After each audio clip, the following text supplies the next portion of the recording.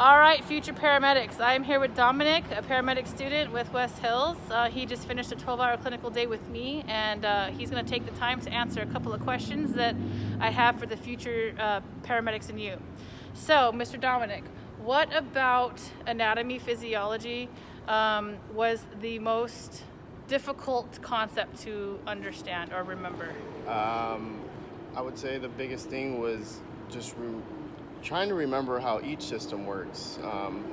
I took the time and really focused on what we focus on out in the field, which would be like your airway and your cardiac systems. I took way more time to focus on those than my other systems, and particularly because those are the types of calls that we generally will see more often.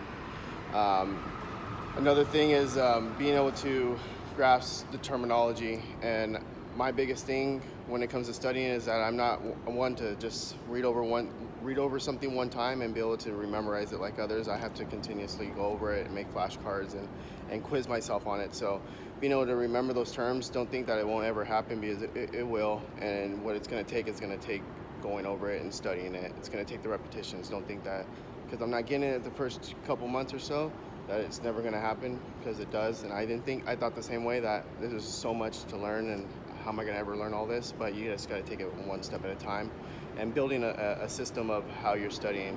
Learn your habit of how you learn things, not how other people learn things. So it's very important to find your habits and create those good habits to being able to adapt to learning in your style. Don't take other people. You could take other people's consideration on how they learn, but you got to figure out your way of learning. And my personal way of learning was constantly studying it. And when I'm not studying, I feel obligated. I feel like I'm missing out on something if I'm not studying. So I'm always constantly studying, and that's how I memorized a lot of the terms. What advice do you have for them? What advice do you have for them in terms of using the perusal application for the reading material? Perusal was definitely a challenge, not being that we were exposed to it at the beginning, but more towards the end of our class time, didactic, which it would be. So the biggest thing I took away from it is that you got to take your time on it. It's graded based on how much time you're putting into it, not how fast you're able to finish the work and just get it done and out of the way. It's based on how often you're in perusal and you're scrolling through there, being able to create a discussion and comment on other people's comments on their discussion. So it's the grade is on a time management skill, and you got to really put the time in there little by little. Don't just rush through your perusal. Any advice surviving the paramedic program? Yes, don't give up.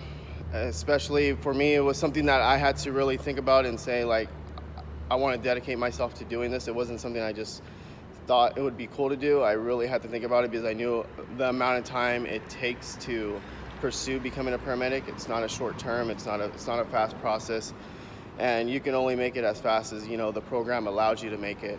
So definitely don't give up. If you have a goal, you can achieve it. You just got to have that burning desire, and that you can do it, because everyone can do anything they want to. It's just the way that they apply themselves to it.